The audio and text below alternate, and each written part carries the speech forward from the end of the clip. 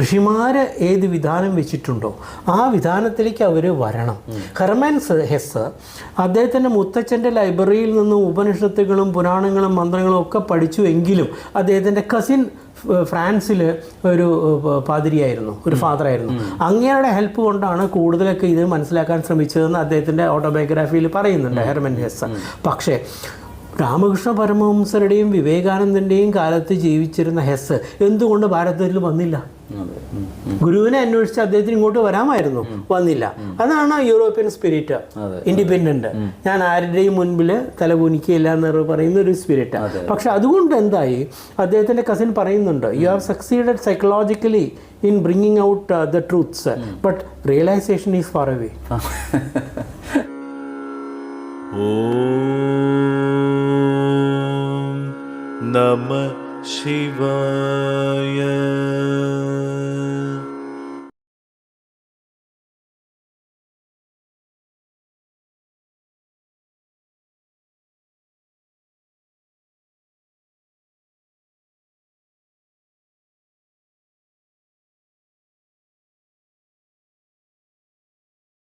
എന്ന് പറയുന്നുണ്ട്.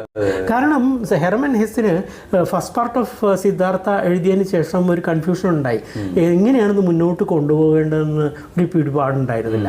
എന്നിട്ടാണ് അങ്ങനെ കസിൻ്റെ അടുത്ത് പോയിട്ട് ചർച്ച ചെയ്യുന്നതും കാര്യങ്ങളൊക്കെ ആയിട്ട് that is A psychological truth എന്നുള്ള നിലയിലാണ് അവതരിപ്പിക്കുന്നത്. പക്ഷേ സ്പിരിച്വൽ റിയലൈസേഷൻ എന്നുള്ള കാര്യം വരുന്നില്ല. അതാണ് ഞാൻ എൻ്റെ തീസിസിൽ കൊണ്ടുവന്നത്. Metaphysical communicability, how far Hermann has succeeded, എവിടെ അങ്ങേര് വീഴുന്നു, എവിടെ അദ്ദേഹത്തിന് സാധിക്കുന്നില്ല എന്നുള്ളതിനെ കുറിച്ചൊരു അപഗ്രഥനമായിരുന്നു എൻ്റെ തീസിസ്. സോ പറഞ്ഞു വരുന്നത്, വേദമന്ത്രങ്ങളെ സമീപിക്കേണ്ടത് ഋഷിമാരുടെ സമീപനത്തെ അനുസരിച്ച് ആയിരിക്കണം, വിദേശീയരുടെ സമീപനം അനുസരിച്ചാകരുത്. അതെ, നമ്മൾ ഇപ്പം ഹെർമൻ ഹെസ്സയും ജർമ്മൻ ഇതെല്ലാം നമ്മൾ പരാമർശ കൂട്ടത്തിൽ എന്ന് പറയുന്നത് കേട്ടിട്ടുണ്ട്. ജർമ്മൻ ലിംഗ്വിസ്റ്റുകൾ പലതും അവരിങ്ങനെ എഴുതി തയ്യാറാക്കിയിട്ട് ഏറ്റവും ഒടുവിൽ പാണിനിയം വായിച്ചിട്ട് പറഞ്ഞത്, പാണിനിയം എന്ന് പറഞ്ഞ ബുക്കിന്റെ ഫുട് നോട്ട് മാത്രമേ ആവുന്നുള്ളൂ, ഇതുവരെ കണ്ടെത്തിയ എല്ലാ റിസർച്ചുകളും ഒന്ന് പറഞ്ഞു കേട്ടിട്ടുണ്ട്. അപ്പൊ ഇത്രയേറെ പ്രഘോഷിക്കപ്പെടുന്ന ഒരു സംസ്കാരം, ഒരു സംസ്കൃതിയാണ് നമ്മുടേത്. അത് ഇനിയും എത്ര നമ്മൾ കണ്ടെത്താൻ ശ്രമിച്ചാലും കൂടുതൽ അകത്തേക്ക് പോകാൻ മാത്രമേ നമുക്ക് സാധിക്കുകയുള്ളൂ. അപ്പം അങ്ങോട്ട് ഞാൻ ചോദിക്കുന്ന ഇന്നലത്തെ സംഭാഷണത്തിൻ്റെ ഇടയിൽ നമുക്ക് കേട്ട ഒരു കൗതുകരമായ ഒരു വാക്കുണ്ട്. അപ്പോൾ HRD നമുക്ക് എല്ലാവർക്കും അറിയാം, ഹ്യൂമൻ റിസോഴ്സ് ഡെവലപ്മെന്റ്. പക്ഷേ അങ്ങ് ഇപ്പോൾ കൂടുതലായിട്ട് കൊണ്ടുവരാൻ ശ്രമിക്കുന്നത് SRD, സ്പിരിച്വൽ റിസോഴ്സ് ഡെവലപ്മെന്റ് ആണ്. അപ്പോൾ ആ ഒരു പദ്ധതിയെ കുറിച്ച് ഒന്ന് പറയാമോ? ഇത് വാസ്തവത്തിൽ എൻ്റെ സംസ്കൃതം തീസീസിന് വർക്ക് ചെയ്തുകൊണ്ടിരിക്കുമ്പോൾ 5ാമത്തെ അധ്യായത്തിലാണ് ഈ സംഭവം പെട്ടെന്ന് ഫ്ലാഷായിട്ട് വരുന്നത്. HRD എന്നുള്ളത് പൂർണ്ണമല്ല എന്ന് മനസ്സിൽ വന്നു. എന്തുകൊണ്ട് പൂർണ്ണമല്ല? കാരണം HRD കൈകാര്യം ചെയ്യുന്നത് ഉൽപ്പന്നങ്ങളെയും ഉൽപ്പാദിപ്പിക്കുന്ന വിധാനങ്ങളെയുമാണ്. പക്ഷേ ആരാണ് ഉൽപ്പാദിപ്പിക്കുന്നവൻ? ആ പെർഫോമറെ കുറിച്ച് ഒന്നും വരുന്നില്ല, പ്രോഡക്റ്റ് ആൻഡ് പെർഫോമൻസിനെ കുറിച്ചേ വരുന്നുള്ളൂ. പക്ഷേ അത് ഭാരതീയ പശ്ചാത്തലത്തിൽ യോഗശാസ്ത്രവും തന്ത്രശാസ്ത്രവും എടുത്തു നോക്കുമ്പോൾ കൂടുതൽ ഫോക്കസ് ചെയ്യപ്പെടേണ്ടത് പെർഫോമർ ആയിരുന്നു. അപ്പോൾ ഹൂ ഈസ് ദ പെർഫോമർ? പെർഫോമറുടെ കോർ എന്താണ്? അപ്പോൾ core abilities of the performer എന്താണെന്ന് ചോദിച്ചാൽ ആത്മഗുണങ്ങളാണെന്ന് ന്യായശാസ്ത്രം പറയും. നമ്മൾ ഈ സ്കില്ലെന്നൊക്കെ പറഞ്ഞ് ഇവർ പറയുന്നില്ലേ, അത് വാസ്തവത്തിൽ അബദ്ധമാണ്. ഇപ്പോൾ ഉദാഹരണത്തിന് വിവാഹം കഴിക്കാൻ പുറപ്പെടുന്ന ഒരു പുരുഷനും സ്ത്രീയും അവർ അമ്മയായിട്ടും അച്ഛനായിട്ടും പ്രാക്ടീസ് ചെയ്യേണ്ട ആവശ്യമില്ല. അവരിൽ ഉറങ്ങിക്കിടക്കുന്ന പിതൃത്വവും മാതൃത്വവും അവരിൽ വിവാഹം എന്ന സംസ്കാരത്തിലൂടെ അതിനെ ഉണർത്തുകയാണ് ചെയ്യുന്നത്. അപ്പോൾ അച്ഛനാവാൻ പ്രാക്ടീസ് ചെയ്യുക, അച്ഛനാവുന്ന സ്കില്ല് ഡെവലപ്പ് ചെയ്യുക എന്നൊക്കെ പറയുന്നത് തെറ്റാണ്, ഒരു അബദ്ധമാണത്. അപ്പോൾ പിതൃത്വം എന്നുള്ളത് ഉണരുകയാണ്, മാതൃത്വം ഉണരുകയാണ്. ഇതുപോലെ ഒരു പെർഫോമറിലുള്ള എബിലിറ്റീസ് എന്താണ് ഉള്ളത് അത് കണ്ടെത്താനായിട്ട് പ്രോഡക്റ്റിനെയും പെർഫോമൻസിനെയും സ്റ്റഡി ചെയ്തുകൊണ്ടായില്ല. അതെ, ഇപ്പൊ ചിലപ്പോൾ നമ്മുടെ സാഹിത്യത്തിൽ തന്നെ ഇങ്ങനെ പറയാറുണ്ട്, ആ ഒരു മൃഗത്തിന് മാതൃഭാവം ഉണർന്നു.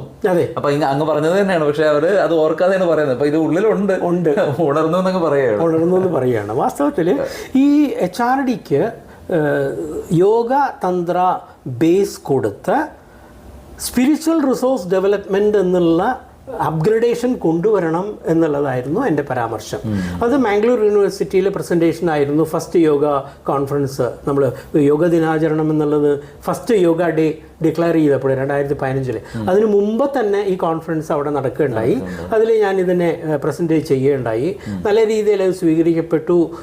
അപ്പോഴത്തെ മാംഗ്ലൂർ യൂണിവേഴ്സിറ്റി രജിസ്ട്രാർ, അന്നത്തെ HRD മിനിസ്റ്ററായിരുന്ന സ്മൃതി ഇറാനിക്ക് എൻ്റെ ഗവേഷണത്തെക്കുറിച്ച് അയക്കുകയുണ്ടായി. പക്ഷേ ആ സാഗരത്തിൽ പോയി അത് വീണ് കാണും. പിന്നെ അതിൻ്റെ ഫോളോ അപ്പ് ഒന്നും ഉണ്ടായില്ല.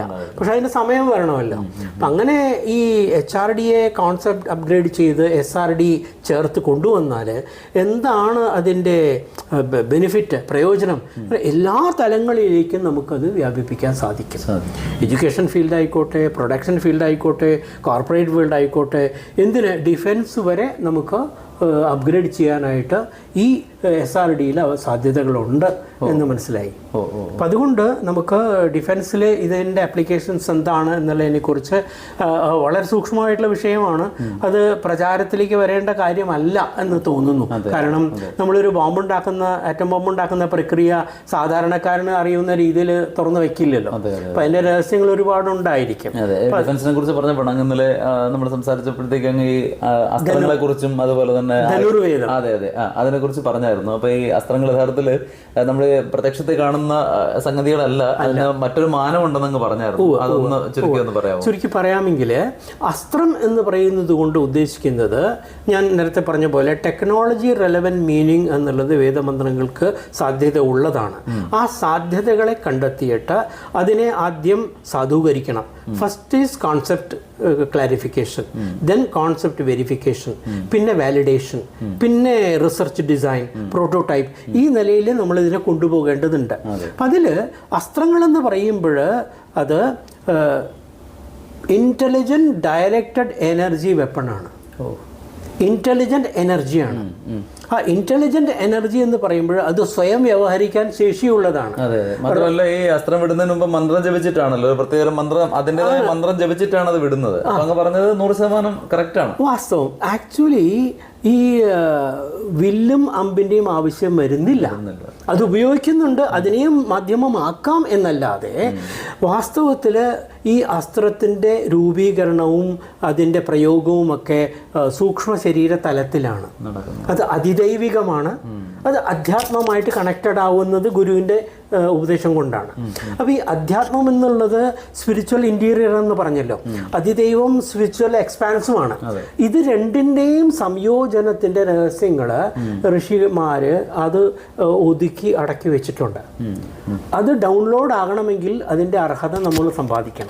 അതിപ്പം പരമശിവൻ തന്നെ പാശുപതാസ്ത്രം ഉപദേശിച്ചു കൊടുത്തു എന്നാണ് ഉപദേശിക്കുകയാണ്. അത് അനുഗ്രഹം കൊണ്ട് അർജുനനിലേക്ക് സമാവേശിക്കപ്പെടുകയാണ്. ഈ സമാവേശിക്കപ്പെട്ട അസ്ത്രം എവിടെ എപ്പോൾ ഉപയോഗിക്കണം എന്നുള്ള വിവേകമില്ലെങ്കിൽ അത് ഒരിക്കൽ ഉപയോഗിക്കാൻ പറ്റുള്ളൂ, പിന്നെ അത് അടഞ്ഞു പോകും. അതുകൊണ്ടാണ് കർണന് ഉപയോഗിക്കാൻ സാധിക്കാതെ വന്നത്, അടഞ്ഞുപോയി. കാരണം പരശുരാമന്റെ ശാപമായിരുന്നു. അപ്പോൾ ഈ ശാപം എന്നുള്ളത് ശബ്ദശക്തിയാണ്, അനുഗ്രഹവും ശബ്ദശക്തിയാണ്. നേരത്തെ പറഞ്ഞ റെസൊണൻസുകളാണ് ആണ്. അത് വാസ്തവത്തിൽ ഒരു മഹാസാഗരമാണ്. ഇപ്പോൾ സംഗീതശാസ്ത്രം എന്ന് പറയുന്നത് ഒരു മഹാസമുദ്രമാണെന്ന് പറയുന്നത് പോലെ 4 ഉപവേദങ്ങൾ, ഇപ്പോൾ ആയുർവേദം, ധനുർവേദം, സ്ഥാപത്യവേദം, ഗന്ധർവവേദം, ഈ 4 ഉപവേദങ്ങളും കോൺഷ്യസ്നസ് ടെക്നോളജിയാണ്. ഈ കോൺഷ്യസ്നസ് ടെക്നോളജിയാണെന്ന് പറയാൻ കാരണം ചൈതന്യമാണ് അതിൻ്റെയൊക്കെ ആധാരം. ചൈതന്യ വിന്യാസങ്ങളാണ്, ചൈതന്യത്തിൻ്റെ വിസ്താരമാണ്. ഈ ചൈതന്യ വിസ്താരം എങ്ങനെയൊക്കെയാണ് മനോരഞ്ജകമായിട്ടുള്ളത് എന്ന് സംഗീതശാസ്ത്രമാണ്. ആയുധമായിട്ടുള്ളത് എങ്ങനെയാണ് എന്നാണ് ധനുർവേദം പറയുന്നത്. അതിന് വാസയോഗ്യമാക്കുന്നത് എങ്ങനെയാണ്, അതാണ് വാസ്തുശാസ്ത്രം, സ്ഥാപത്യവേദം പറയുന്നത്. ഇങ്ങനെ ഓരോ ഉപവേദത്തിനും അതിൻ്റേതായിട്ടുള്ള തലമുണ്ട്, അതിൻ്റേതായിട്ടുള്ള വ്യാഖ്യാന ശൈലിയുണ്ട്, അതിലേക്ക് പ്രവേശിക്കാനുള്ള മാർഗങ്ങളുണ്ട്. ഈ മാർഗങ്ങൾ ഉപദേശമായി തന്നെ വരണം. അത് നമുക്ക് എങ്ങനെ കിട്ടും എന്ന് ചോദിച്ചാൽ ശ്രദ്ധാഭക്തി ധ്യാന യോഗാത് അവൈഹി. ശ്രദ്ധാഭക്തി ധ്യാന യോഗങ്ങളിലൂടെ ഇതിലേക്ക് പ്രവേശിക്കാൻ സാധിക്കും. ശ്രദ്ധാവാൻ ലഭതാ ജ്ഞാനം എന്നുള്ളതാണ്.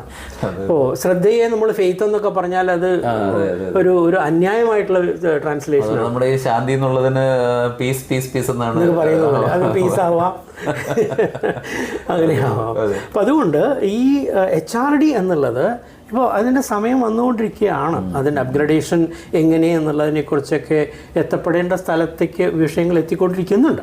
അപ്പോൾ അതിന് ശേഷമുള്ള കൂടിക്കാഴ്ചകളും അതിൻ്റെ പ്രോട്ടോടൈപ്പ്, ഇപ്പോൾ ഉദാഹരണത്തിന് സംഗീതശാസ്ത്രമാണെങ്കിൽ അതിൻ്റെ ഒരു പ്രോട്ടോടൈപ്പ് ഉണ്ട്. ഇപ്പോൾ ധനുർവേദമാണെങ്കിൽ അതിൻ്റെ ഒരു പ്രോട്ടോടൈപ്പ് ഉണ്ട്. ഈ നേരത്തെ പറഞ്ഞ പുരുഷ സൂക്തത്തിൽ നിന്നും വിദ്യുത്ത് ഉത്പാദിപ്പിക്കുന്ന യന്ത്രത്തിൻ്റെ പ്രോട്ടോടൈപ്പ് സതീഷ് ചന്ദ്ര അദ്ദേഹം ഉണ്ടാക്കി സൂക്ഷിച്ചില്ല. കാരണം അത് കളവ് പോകും എന്നുള്ള അദ്ദേഹത്തിന് അറിയുമായിരുന്നു. പക്ഷെ അതിൻ്റെ വെളിച്ചത്തിലാണ് ഇപ്പോൾ ഗുജറാത്തിൽ നടന്നുകൊണ്ടിരിക്കുന്നത് പ്രോജക്റ്റ്. അതുപോലെ നമുക്ക് ആൽക്കമിയും ഇവിടെ ഉണ്ടായിരുന്ന സംഗതികളല്ലേ, ഏതെങ്കിലും ഒരു സാധനം വെച്ചുണ്ടാക്കിയിട്ട് അതിനെ ഉടൻ തന്നെ ആറ്റമിക് നമ്പേഴ്സ് മാറ്റിയിട്ട് അതിനെ ഗോൾഡ് ആക്കുകയോ മറ്റു സാധനങ്ങളൊക്കെ മാറ്റുന്ന വിദ്യ. തീർച്ചയായിട്ടും. പക്ഷെ അത് പറയുന്നത്ര എളുപ്പമല്ല, പറയുന്നത്ര തമാശയല്ല. ഒരുപാട് അതിൻ്റെ ഉള്ളിലേക്ക്. മൈസൂരിൽ അഗസ്ത്യ റിസർച്ച് ഫൗണ്ടേഷൻ എന്നൊരു സ്ഥാപനമുണ്ട്. ഞാനവിടെ വാല്യൂഷന് പോയിരുന്ന കാലത്ത് നടക്കാൻ പോകുമ്പോൾ കാലത്ത് ഈ ബോർഡ് കണ്ടു. അപ്പോൾ അതിൻ്റെ ഉള്ളിൽ കയറി. ആ വീടാണ്, പഴയ വീടാണ്. അപ്പോൾ അവിടെയുള്ള ആളെ കണ്ടു, വർത്തമാനം പറഞ്ഞു. അപ്പോൾ അദ്ദേഹത്തെ ആളെവിളികൾ നോക്കിക്കൊണ്ടിരിക്കുകയായിരുന്നു. അപ്പോൾ ഈ വിഷയങ്ങളിൽ എനിക്ക് ശ്രദ്ധയുണ്ട്, ആസക്തിയുണ്ടെന്ന് പറഞ്ഞപ്പോൾ അദ്ദേഹം പിന്നെ ഇരുത്തി വർത്തമാനം പറഞ്ഞു. അപ്പോൾ പറഞ്ഞു വരുന്നത് അദ്ദേഹം 14 തലമുറകൾ മൈസൂർ രാജാവിൻ്റെ രാജവൈദ്യന്മാരായിരുന്നു. ഈ കക്ഷി മാത്രം ഒരു ഓട്ടോമൊബൈൽ ഗ്യാരേജിൽ വർക്ക് ചെയ്ത് സമ്പാദിക്കുന്ന കൂട്ടത്തിലായിരുന്നു. ഇതൊന്നും ഇൻട്രസ്റ്റ് ഉണ്ടായിരുന്നില്ല. പെട്ടെന്നാണ് അദ്ദേഹത്തിൻ്റെ ഒരു ഉൾവിളി, മുത്തച്ഛന്മാരുണ്ടാക്കി വെച്ചിട്ടുള്ളത് എന്താണെന്ന് നോക്കണം എന്നൊക്കെ പറഞ്ഞ് അദ്ദേഹം ഗ്രന്ഥങ്ങളെടുത്ത് പഠിക്കാനും, പിന്നെ തമിഴ്നാട്ടിലെ ഒരു സിദ്ധൻ്റെ അനുഗ്രഹം കിട്ടി. ഇപ്പം അദ്ദേഹം വൈദ്യനാണ്. അപ്പം അങ്ങനെ പറയുമായിരുന്നു, അദ്ദേഹത്തിൻ്റെ മുത്തച്ഛന്മാരുടെ കാലത്ത് വടയാർ ഫാമിലിയിൽ ഔഷധങ്ങൾ ഉണ്ടാക്കാൻ വേണ്ടിയിട്ട് ഈ ഉണക്കമുള കൊണ്ടുവന്ന് നാട്ടി, അതുകൊണ്ടാണ് പന്തലുണ്ടാക്കലും ഒക്കെയുള്ള ഔഷധ തയ്യാറിപ്പ്. ഈ ഉണക്കമുള ഒരു മണ്ഡലകാലം 45 ദിവസം ഈ ഒരു ഔഷധങ്ങൾ തയ്യാറാക്കുമ്പോൾ ഈ മുളയ്ക്ക് ജീവനും ഒന്ന് പൊടിച്ചു തുടങ്ങും അത്രേ. ഇത് അദ്ദേഹത്തിൻ്റെ അനുഭവമാണ്. അപ്പോൾ ജീവനില്ലാത്ത ഒരു ചെടിക്ക്, ഒരു ഉണക്ക മരത്തിന് ജീവൻ കൊടുക്കാനുള്ള ശേഷി ഈ പ്രോസസ്സിലുണ്ടെങ്കിൽ മറ്റു പലതും നമുക്ക് വിശ്വസിക്കാവുന്നതാണ്. പെൻഡിങ് ഡിസ്കവറി എന്ന് പറയില്ലേ, അതങ്ങനെ സാധ്യത ഉണ്ടെന്ന് സമ്മതിക്കാം, അത് കാണുമ്പോൾ വിശ്വസിക്കാം എന്ന് പറയുന്നത് പോലെ. നമ്മുടെ ഇന്നത്തെ കാഴ്ചപ്പാടിൽ ഇവിടെ ശാസ്ത്ര അന്ധതയാണ്. കാരണം എനിക്ക് കുറച്ച് ശാസ്ത്രം അറിയാം, അതുകൊണ്ട് ഞാൻ പറയുന്നത് മാത്രമാണ് ശരി, ഞാൻ പിടിച്ച മുയലിന് 3 കൊമ്പ് എന്നുള്ള ഒരു കാഴ്ചപ്പാടിലേക്കാണ് നമ്മളിപ്പോൾ പോകുന്നത്. അങ്ങ് പറഞ്ഞാൽ കറക്റ്റാണ് പെൻഡിങ് ഡിസ്കവറി എന്ന് പറയുന്നതല്ലേ, പെൻഡിങ് റിസർച്ച്. അതെ, തീർച്ചയായിട്ടും നമുക്ക് അതിലേക്ക് തന്നെ പോകാനായിട്ട് അതിനുള്ള എല്ലാം ഇവിടെ വെച്ചിട്ടുണ്ട്. നമ്മൾ അതിലേക്ക് ചെന്നാൽ മാത്രം മതി. സാധ്യതയെ സമ്മതിക്കാം, തീർച്ചയായും സാധൂകരിക്കണമെന്നില്ല, സമ്മതിക്കാം. പിന്നെ അന്വേഷണം കൊണ്ട് അതിൻ്റെ സാധുതയോ അസാധുതയോ നമ്മൾ തെളിയിക്കേണ്ടതാണ്. അത് അനുഭവ ആധാരത്തിലായിരിക്കണം. അതുകൊണ്ട് ഇന്നത്തെ ഗവേഷണ ശൈലിയിൽ ഒരു മാറ്റം വരുത്തേണ്ടത് അനുഭവാധാരിതമായിട്ടുള്ള ഗവേഷണം എന്നുള്ളതാണ്. ഋഷിമാരങ്ങനെയായിരുന്നു. അനുഭവത്തിൻ്റെ വെളിച്ചത്തിൽ, പ്രത്യേകിച്ച് ആയുർവേദത്തിൽ ഒരു ആശ്ചര്യകരമായിട്ടൊരു ചോദ്യം, രോഗനിർണയം, രോഗത്തിന് ഇതാണ് ഔഷധം എന്ന് ട്രയൽ ആൻഡ് എറർ മെത്തേഡിലല്ല അവർ കണ്ടെത്തിയത്. ഓരോ ആയുർവേദ ഗ്രന്ഥത്തിലും ആദ്യം എലിക്ക് മരുന്ന് കൊടുക്കുക, പിന്നെ മുയലിന് കൊടുക്കുക, പിന്നെ കുരങ്ങിന് കൊടുക്കുക, പിന്നെ ടെസ്റ്റിഫൈ ചെയ്യുക, ഇങ്ങനെയുള്ള പരിപാടിയേ ഇല്ല. കാരണം അവിടെ ഹിംസയാണല്ലോ നടക്കുന്നത്. കാരണം ഇവിടെ എല്ലാ ജീവനും ഒന്നാണെന്ന് ഒരിക്കലും വേറൊരു ജീവിയെ ഹിംസിക്കലില്ല. അപ്പൊ ഇവരെങ്ങനെ മരുന്ന് കണ്ടുപിടിച്ചു എന്നുള്ളത് വലിയൊരു ചോദ്യം. ഭക്ഷണം കഴിക്കുമ്പോൾ തന്നെ നമ്മൾ ചിന്തിച്ചാൽ മതി, നമുക്ക് ഈ ഭക്ഷണ യോഗ്യമായ സാധനങ്ങളാണ് ആരൊക്കെയോ ഹാൻഡ് പിക്ക് ചെയ്ത് മസാല കൂട്ടുകൾ ഉണ്ടാക്കി അതിന്റെ പ്രത്യേകമായ രുചി ഭേദങ്ങൾ ഉണ്ടാക്കി നമുക്ക് തന്നതാണ്. നമ്മളത് കിട്ടുമായിരുന്നു. പക്ഷെ എങ്കിൽ തന്നെ ആദ്യമമായിട്ട് ആരുണ്ടാക്കിയെന്ന് പറയുമ്പോൾ ട്രയൽ ആൻഡ് എറർ മെത്തേഡ് അല്ലേ, അത് യോഗദൃഷ്ടിയാണ്. ഈ യോഗദൃഷ്ടി എൻ്റെ വ്യക്തിപരമായ അനുഭവത്തിൽ തമിഴ്നാട്ടിൽ ആനക്കട്ടി എന്നൊരു ബോർഡറുണ്ട്, കോയമ്പത്തൂർ കഴിഞ്ഞ് ആനക്കട്ടി. ആ ബോർഡറിലൊരു കാട്ടിൽ ഒരു ആശ്രമത്തിൽ പോയിരുന്നു. അപ്പോൾ അവിടെയുള്ള ആൾ എന്നെ കറങ്ങാൻ കൊണ്ടുപോകുമ്പോൾ ആനകളൊക്കെ വന്ന് വേലിയൊക്കെ നശിപ്പിക്കുന്ന കൂട്ടത്തിലാണ് അവിടെ ആശ്രമത്തിൻ്റെ സ്ഥിതി. അപ്പോൾ ഒരു മരത്തിൽ ഒരു അണ്ണാരക്കണ്ണിന് മുകളിലൊരു പഴം തിന്നുന്നുണ്ടായിരുന്നു. പരിചയമില്ലാത്ത പഴമാണ്. ആ അണ്ണാൻ തിന്ന പഴം താഴ്ത്തു വീണു. അത് ഞാൻ എടുത്തിട്ട് ഞാൻ നേരെ വയലിലേക്ക് കൊണ്ടുപോയി. അതിൻ്റെ രുചി എന്താണ്? അപ്പോൾ ഇങ്ങനെ ചോദിക്കായിരുന്നു, ഹേയ് അത് വിഷമാണെങ്കിലോ? അണ്ണാൻ ചത്ത് വീണിരിക്കും. ഓ, അണ്ണാൻ തിന്നാമെങ്കിൽ എനിക്കും തിന്നാം. ആ ധൈര്യത്തോടു കൂടി അതിന് രുചി നോക്കും. നല്ല രുചിയുള്ള സാധനമാണ്. മാത്രമല്ല നമ്മുടെ ഈ ചുറ്റാലുള്ള ജീവജാലങ്ങളൊക്കെ തന്നെ ഇപ്പൊ നായ്ക്കള് എന്തെങ്കിലും അസുഖം വരുമ്പോൾ അവര് പറമ്പിലേക്ക് പോയിട്ട് ഒരു പ്രത്യേകമായ സാധനം അപ്പൊ അവരുടെ ഉള്ളിൽ ഈ ബോധമുണ്ട്. ഉണ്ട്. മനുഷ്യൻ എവിടെയോ വെച്ചത് വിട്ടുപോയി. അപ്പം അങ്ങനെ ഈ ഋഷിമാര് അഗസ്ത്യ മഹർഷിയുടെ സിദ്ധവൈദ്യ സമ്പ്രദായത്തില് അതിനെപ്പറ്റി ഞാൻ ഒരു റിസർച്ച് പ്രോജക്റ്റ് ഗൈഡ് ചെയ്യാൻ വേണ്ടി തയ്യാറാക്കി വെച്ചിട്ടുണ്ട്. Psychobotany, human mind and plant interaction, അതാണ് അതിന്റെ വിഷയം. ഇപ്പൊ ഈ അടുത്ത കാലത്ത് നമ്മുടെ ഏതോ ഒരു ഇസ്രായേലില് ഏതോ ഒരു രാജ്യത്തിലെ ശാസ്ത്രജ്ഞർ അത് കണ്ടെത്തി കഴിഞ്ഞു. ഇത് ഭയങ്കര ശബ്ദത്തിൽ നിലവിളിക്കുന്നതാണ് ഈ ചെടികളെല്ലാം. നമ്മൾ അതിനെ മുറിവേൽപ്പിക്കുമ്പോഴത്തേക്കും പക്ഷെ നമുക്ക് കേൾക്കാൻ പറ്റാത്ത അത്രയും വലിയ ഫ്രീക്വൻസി അവരുണ്ടാക്കുന്നു. ജെസി ബോസ് ആദ്യമേ അതിനെ കുറിച്ച് ധാരാളം പറഞ്ഞിട്ടുണ്ട്. അതിന്റെ ആധാരത്തിൽ ഒരു നോർവീജിയൻ റിസർച്ചറാണ് ഈ സൈക്കോബോട്ടണി എന്നുള്ള ശബ്ദം അദ്ദേഹത്തിന്റെ വെബ്സൈറ്റിൽ ഇട്ടിരുന്നതാണ്. ഞാൻ കുറച്ച് വർഷങ്ങൾക്ക് മുമ്പ് കണ്ടതാണ്. അതിനെടുത്ത് ഞാൻ മനസ്സിൽ അതിനെപ്പറ്റി ആലോചിച്ചു കൊണ്ട് പോകുമ്പോൾ അഗസ്ത്യ മഹർഷി ഓർമ്മ വന്നു, സിദ്ധ സമ്പ്രദായം ഓർമ്മ വന്നു. അഗസ്ത്യ മഹർഷിയുടെ അടുത്ത് ചെടികൾ പറയുമത്രേ, ഞാൻ ഇന്ന സീസണിലുള്ള ഇതാണ്, ഔഷധമാണ്, ഇന്ന രോഗങ്ങൾക്ക് ഞാൻ പരിഹാരം ചെയ്യുന്ന ഇതാണ്, ഗുണങ്ങളാണെന്നൊക്കെ കമ്മ്യൂണിക്കേറ്റ് ചെയ്യുന്നു. ഇതാണ് സിദ്ധ സമ്പ്രദായത്തിലുള്ളത്. അത് സാധ്യത സത്യമാണ് എന്ന് പറയാം. അതുപോലെ എവിടെ വായിച്ചിട്ടുണ്ട്. പിന്നെ അതായത് ഒരു സ്ഥലത്ത് ഒരു പുതിയൊരു രോഗം പൊട്ടിമുളയ്ക്കുമ്പോൾ ആ പ്രകൃതിയിൽ എവിടെയെങ്കിലും പുതിയൊരു ചെടിയും കൂടെ ജനിക്കുമെന്നാണ്. അതിന് വേണ്ട കൃത്യമായിട്ട്. പക്ഷെ നമ്മളതിനെ കണ്ടെത്താൻ കഴിയുന്നില്ല എന്നുള്ളതാണ് നമ്മുടെ പ്രശ്നം. ഇതുപോലെ തന്നെ ആയുർവേദ സൂത്രം എന്നൊരു പുസ്തകം ഉണ്ടായിരുന്നു, എൻ്റെ പഴയ ഗ്രന്ഥം ഉണ്ടായിരുന്നു. അത് പോയി വെച്ചോളൂ. കാരണം ഗ്രന്ഥമാർക്കും കൊടുക്കല്ലേ, ദേവേന്ദ്രൻ വന്നിരക്കിലും കൊടുത്താൽ പിന്നെ കിട്ടിയില്ല, കാലം ജലിയിൽ മറന്നിടുന്ന അങ്ങനെ പോയിട്ടുള്ള പുസ്തകങ്ങളിൽ ഒന്നാണിത്. ഈ ആയുർവേദ സൂത്രത്തിൽ പറയുന്ന 4 തരം വൈദ്യന്മാരുടെ ഗുണങ്ങൾ പറയുന്നുണ്ട്. അത് നമ്മൾ കാറ്റഗറൈസ് ചെയ്തിട്ട് ABCD എന്ന് പറയാം. A ഗ്രേഡ് വൈദ്യൻ ആരാണെന്ന് അതിൽ പറയുന്നുണ്ട്. ദർശനമാത്രേണ രോഗനിർണയ സമർത്ഥ, രോഗിയെ കണ്ടിട്ട് രോഗനിർണയം ചെയ്യാൻ കെൽപ്പുള്ളതാണ് A ഗ്രേഡ്. അത് ആ ഭിഷഗ്വരനാണ് ശ്രേഷ്ഠൻ. B ഗ്രേഡ് ദർശന സ്പർശനം, പൾസ് നോക്കുക, സ്പർശനം, നാഡി നോക്കിയിട്ട് പറയുക, പിത്തവാദപിത്തകവങ്ങളുടെ പ്രകോപങ്ങൾ മനസ്സിലാക്കിയിട്ട് ചികിത്സിക്കുക, അത് B ഗ്രേഡാണ്. ഈ C ഗ്രേഡ് ദർശന സ്പർശന സംഭാഷണം. നിങ്ങൾ ഇന്നലെ എന്താ കഴിച്ച്, മുത്തച്ഛൻ എന്തെങ്കിലും രോഗം ഉണ്ടായിരുന്നോ, ഈ സംഭാഷണം ഉണ്ടല്ലോ, ഇതാണ് ദർശന സ്പർശന സംഭാഷണം. C ഗ്രേഡാണ്. ഇനി D ഗ്രേഡ് ഏതാണെന്ന് ആലോചിച്ചോളൂ. ആധുനിക ഡോക്ടർമാരൊക്കെ D ഗ്രേഡ് ആയിരിക്കണം. കാരണം ദർശന സ്പർശന സംഭാഷണം പോരാ, രക്തമൂത്ര മല പരീക്ഷ ആദി ഇത് ചെയ്യുന്നവരാണ് D ഗ്രേഡ് എന്ന് പറയുന്നത്. ഫുള്ള് സ്കാനിങ്ങും ഒക്കെ കഴിഞ്ഞിട്ട് രോഗം ഇല്ലെന്ന് പറയുമ്പോൾ 20,000 ബില്ല് കൊടുക്കേണ്ടി വരും. അങ്ങനെ ഒരു സാധാരണ തലവേദനയാണ്, ഇതൊന്നും കുഴപ്പമൊന്നുമില്ല എന്ന് പറയണമെങ്കിൽ ഇത്രയും ടെസ്റ്റുകൾ നടത്തിയിട്ട് വേണം. കാണുന്ന ഡോക്ടർമാർ എന്തായാലും അതിനെ പറഞ്ഞത് പോസിറ്റീവായ അർത്ഥത്തിൽ എടുക്കണം. കാരണം നമ്മളങ്ങനെ we are made like that. അതുകൊണ്ടാണ് നമ്മുടെ ആയുർവേദത്തിന്റെ ശ്രേഷ്ഠത 10-22 കൊല്ലം മുമ്പ് UK Ayurveda is not a science എന്ന് ഡിക്ലെയർ ചെയ്തു. അതിനുശേഷം അവർ ഏതാണ്ട് 10-12-16 കൊല്ലങ്ങൾക്ക് ശേഷം ഡൽഹിയിലുള്ള ഇന്ത്യൻ ഇൻസ്റ്റിറ്റ്യൂട്ട് ഓഫ് മെഡിക്കൽ സയൻസിലേക്ക് പഞ്ചകർമ്മം പഠിക്കാൻ അവിടുന്ന് ഡോക്ടർമാരെ ഇങ്ങോട്ട് അയക്കാൻ തുടങ്ങി. മാത്രമല്ല ഡേവിഡ് ഫ്രവല്ലി പോലുള്ള ആൾക്കാർ, ഫ്ലോളി, അദ്ദേഹം വന്ന പുസ്തകങ്ങൾ എഴുതി, ഹിഡൻ ട്രൂത്ത്സ് ഓഫ് ആയുർവേദ എന്ന് പറഞ്ഞിട്ട് പുസ്തകങ്ങൾ വരെ വാമദേവ ശാസ്ത്രി എന്നുള്ള പേരിൽ ഉണ്ട്. അദ്ദേഹം തന്ത്രയെ കുറിച്ചും എഴുതിയിട്ടുണ്ട്, കുറച്ച് വിസ്ഡം ഗോഡസസ്, ദശമഹാവിദ്യമാരെ കുറിച്ച് എഴുതിയിട്ടുണ്ട്. ഇതൊക്കെ നമുക്ക് പറഞ്ഞു തരുന്നത് എന്തെന്ന് പറഞ്ഞാൽ, നമ്മൾ നമ്മുടെ മൂലത്തിലേക്ക് ഇറങ്ങിച്ചെന്നാൽ നമുക്ക് കിട്ടാവുന്നത് സമുദ്രതീരത്ത് ഓടിക്കളിച്ചാൽ കക്കയെ കിട്ടുള്ളൂ. ആഴത്തിലേക്ക് പോയാൽ രത്നാകരമാണ്.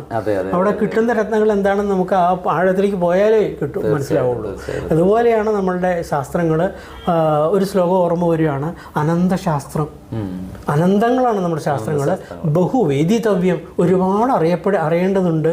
അല്പശ്ച കാലോ, നമ്മുടെ ജീവിത അളവ് അല്പമാണ്. അല്പശ്ച കാലോ, അതിലുപരിയായിട്ട് ബഹവശ്ച വിഘ്നാഹ, ഒരുപാട് വിഘ്നങ്ങളും ഉണ്ട്. അതുകൊണ്ട് എന്താ ചെയ്യേണ്ടത് വെച്ച് കഴിഞ്ഞാൽ ഓരോ ക്ഷണവും അതിനുവേണ്ടി നമ്മൾ സാധന ചെയ്തുകൊണ്ടിരിക്കുക എന്നുള്ളതാണ്.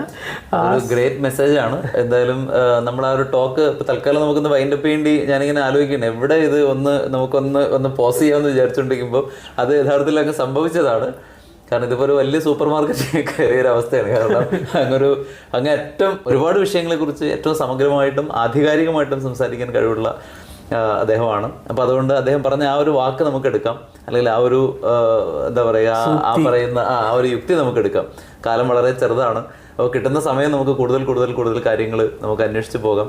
നമ്മളിപ്പോൾ ഏത് അവസ്ഥയിൽ ഏത് വസ്ത്രം ധരിച്ചിരുന്നാലും ഒരു യാത്രയാണ്. അതുകൊണ്ട് ഇപ്പം നമ്മൾ നേടിയെടുക്കുന്നതെല്ലാം തന്നെ അടുത്തൊരു യാത്രയ്ക്ക് നമുക്ക് മുതൽക്കൂട്ടാവും എന്നുള്ളതിൽ യാതൊരു സംശയവുമില്ല. കാരണം മരണമെന്ന് പറയുന്നത് ഒരു ട്രാൻസ്ഫർ ഓഫ് എനർജി മാത്രമാണ്. നേരത്തെ പറഞ്ഞ ദ്രഷ്ടാവ് അകത്ത് തന്നെ ഇരിപ്പുണ്ട്. അപ്പോൾ ഈ എടുത്തു വെച്ചിരിക്കുന്ന ഈ സാധനം മാത്രമേ നമ്മൾ ഉപേക്ഷിച്ചിട്ട് പോകുന്നുള്ളൂ. അതുകൊണ്ട് എന്തായാലും ഇതിന് ആകസ്മികത എന്ന് ഞാൻ വിളിക്കുന്നില്ല, ഇതൊരു നിയോഗമാണ്. അപ്പോൾ അങ്ങയെ കാണാനും പരിചയപ്പെടാനും അങ്ങ് പറഞ്ഞതുപോലെ ഇതൊരു തുടക്കം മാത്രമാണ്. ധാരാളം കാര്യങ്ങൾ അങ്ങയിൽ നിന്ന് ഞങ്ങൾക്ക് അറിയാനുണ്ട്. എന്തായാലും ഇത്രയും വലിയ കാര്യങ്ങൾ ചുരുക്കിയ സമയം കൊണ്ട് പറഞ്ഞു തന്നാൽ ഹൃദയത്തിൽ നിന്ന് ഏറ്റവും മികച്ച രീതിയിലുള്ള നന്ദിയും കടപ്പാടും പറയുകയാണ്. വീണ്ടും നമ്മൾ കാണും, കൂടുതൽ കാര്യങ്ങൾ നമുക്ക് സംവദിക്കാം. Thank you so much. തീർച്ചയായിട്ടും മുരുകഭഗവാനോട് പ്രാർത്ഥിക്കുന്നത് ഇനിയും സമാഗമങ്ങൾ ഉണ്ടാകട്ടെ, വിനിമയങ്ങൾ ഉണ്ടാകട്ടെ എന്നുള്ള പ്രാർത്ഥനയാണ്. Thank you.